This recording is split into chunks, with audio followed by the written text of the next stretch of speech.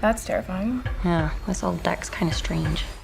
Tarot stars Avantika Vanapoo, Jacob Batalon, and Larson Thompson, and is directed by Anna Hallberg and Spencer Cohen. And the movie is more or less about these teenagers who go to this house and find a cursed deck of tarot cards, and then they become cursed, and the things are coming after them, and they die, and shit happens. You know, it's not even worth really talking about it or explaining it. Now, I more or less knew kind of what I was getting into going into this movie.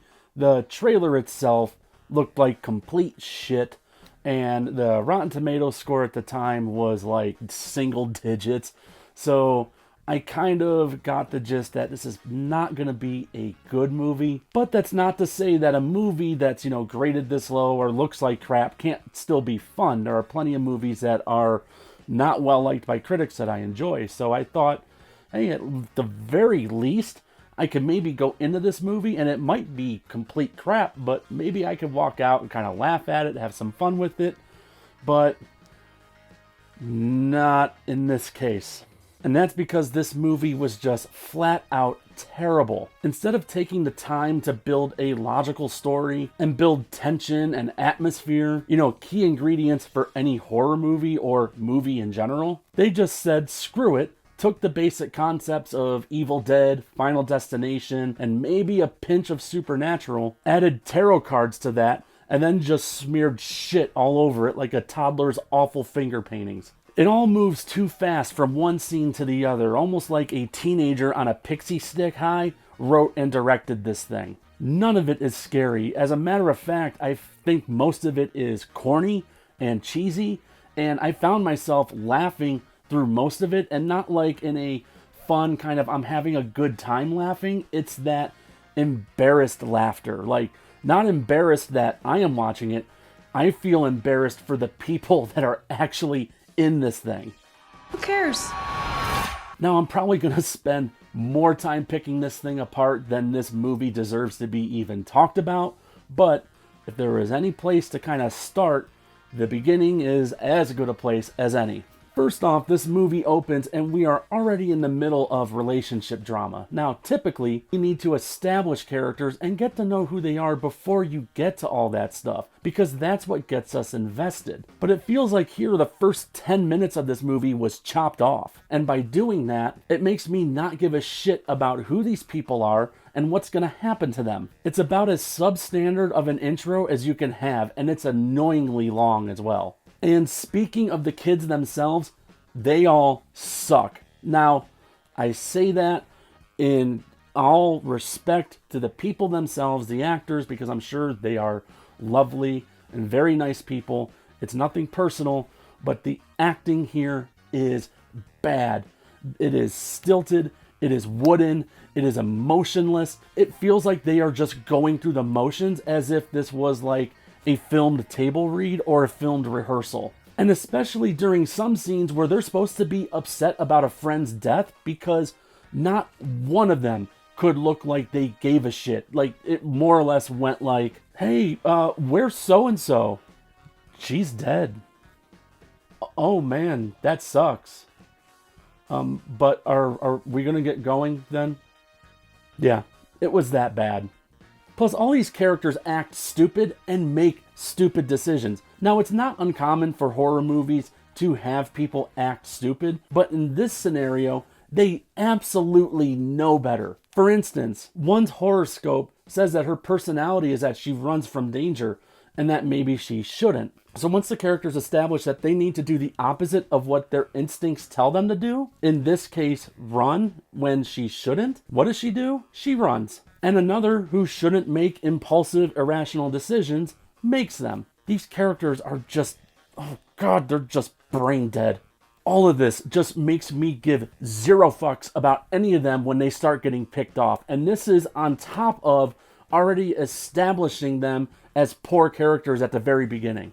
Now, about halfway through, they introduce this old lady who is like some sort of tarot Jedi Knight or some crap, whose only purpose is to give us exposition on the backstory of these tarot cards. And she's allegedly been hunting these cards down for years or some shit. I mean, it doesn't really matter because she's a superfluous character that they just end up killing off really quick anyway, so big whoop.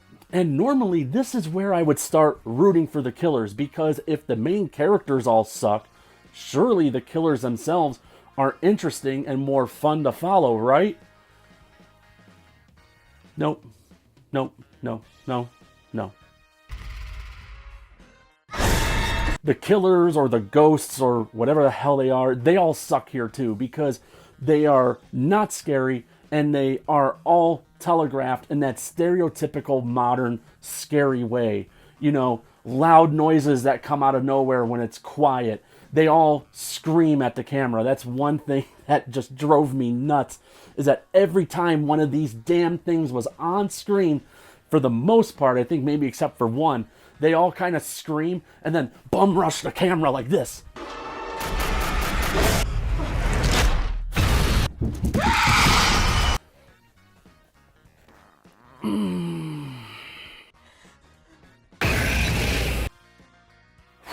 Okay, let me calm myself down here and let's get some context on what these tarot killers are and where they came from. The deck originally belonged to an astrologer who eventually turns into a witch who did readings for some Hungarian baron guy, and after accurately predicting the death of his pregnant wife and child, dude snaps and had the witch's daughter murdered. I mean, Jesus Christ, it's not like she killed his pregnant wife and child. It just happened. It's what she accurately predicted. That was her job. But this dude just snapped and was like, you know what? F you and your family. So, yeah, you can more or less guess that this sends this bitch into a tizzy. So she works her mystical mojo and kills the Baron and all the people close to him. Then she kills herself, using her death to put a curse on the cards so that whoever uses them will meet their demise via the ghastly iconography on the cards themselves.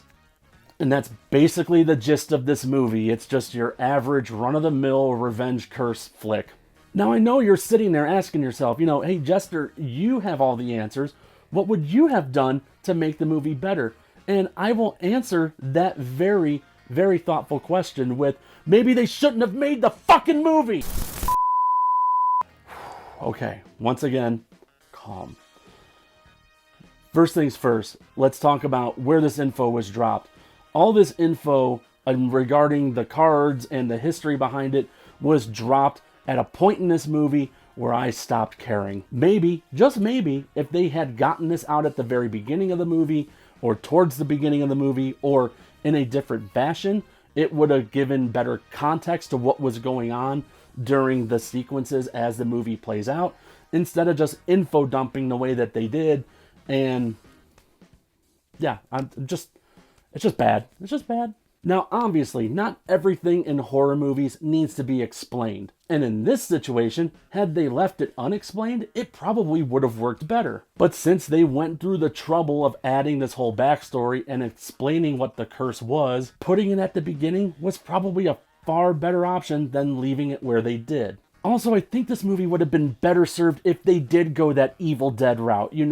These kids go away for a weekend, they find this mansion on Verbo that they shouldn't be able to afford, but they do. And, they're staying there, they find this deck of tarot cards, they experiment with it. Oh no, all this bad shit starts happening around them and it's preventing them from leaving. Then you could have had these kids kind of figuring all this shit out on their own, that maybe this house was connected back to that Baron guy, and that would explain why the tarot cards are there, yada, yada, yada. But I think keeping this movie in one single solitary location like that mansion would have helped anchor the tone and the atmosphere, the setting, all that. It would have helped anchor this movie a lot better than dragging it from location, location. But I mean, they could have set this movie anywhere. Filming it at a fucking Home Depot would have been better than this. And I say that with all sincerity because I often say films like this are bad on a frustrating level, because you could see glimmers of things in there. Like if you just rearrange the pieces and the parts, alter little bits of the story and plot, it would probably make a little bit more sense and make a much better movie than what we ended up getting. Now this speeds us right along to the ending and how these kids plan to defeat the curse, which is... So the main girl throughout this movie, who is like tarot obsessed, who is, you know, you cannot change fate. Fate is already written, and what's going to happen is going to happen. Well, she gets a wild hair up her Deus Ex Machina ass and is like, maybe, just maybe, we can change fate. Okay. So her plan is to conjure up the spirit of this witch, which, thanks to the tarot Obi-Wan Kenobi that gets nixed, they do that. They conjure up her spirit. She's there in all her woman in black glory shit. So this girl's plan is to read the horoscope of this witch so that way the curse that the witch herself put on the cards will work against her. Okay, that's all well and good until, you remember that the curse that the witch put on the cards was that the witch herself inhabits the cards. Her spirit inhabits the deck. These aren't ghosts that come out of the deck to kill these people. It is the witch taking the form of these things that are on the cards to kill people. So in essence, this girl's plan is for this witch to commit suicide. You gotta be fucking kidding. And wouldn't you know it, this movie is stupid enough to actually have it work.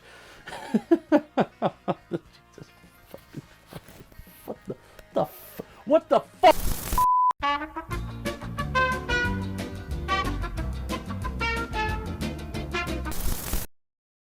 All right, now I know I just wasted a whole lot of time bitching about things that I didn't like or that I thought were bad and just how bad this movie is structured. But there was one thing I actually did kind of like, and that was the kills themselves. I thought the kills, like the ladder and the one girl who gets killed by the magician at the end, I thought those were pretty clever and unique, and the setups to get to those kills, to those moments, I actually thought was pretty good and pretty solid for what the rest of this movie is. But with that, let me make one thing abundantly clear. This movie is PG-13, so you don't get the actual kill themselves. You don't see people getting sawed in half. You don't see the ladder breaking girl's back or her neck. You kind of see it off camera, and then you get the aftermath of it. I bring this up because a lot of people are on this movie's ass, on every PG-13 horror movie's ass, that if it's not rated R, it's not true horror. Being rated R would not save this movie from shitty writing, shitty acting, and just shitty plotting and everything else. Making this movie gory, that's all you're doing. You're just putting a cherry on top of a shit sundae. It doesn't change the fact that this movie is bad. All you're doing is adding blood to it. And if that's what you want, and if that's what horror is to you, if you're more about the gore than actual suspense and about being scared, if you just want to see guts and blood splattered on the screen, for the type of thing that those people like, that's the type of thing they're gonna like. And more power to you. If you like it, great. It doesn't rescue this movie from being bad. Rated R, a rating, is not indicative of a quality of a movie. There are plenty of good PG-13 horror movies out there. It does not need to be rated R. Let me get up close to the camera here so everybody can understand this. Horror doesn't need to be rated R. It just needs to be good.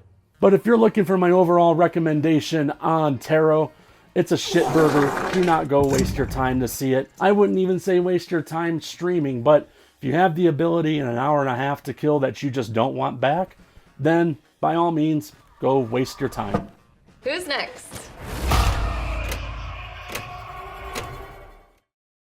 Well, that was my therapeutic rant session on Tarot. If you guys have seen it, please post your comments below. Did you think it was a shit burger like I thought it was, or did you actually get some kind of enjoyment out of it? Which, if you did, that's great. I have a feeling the majority of people didn't. So please post your comments below. And as always, like, comment, and subscribe. Adios. Now, GTFO!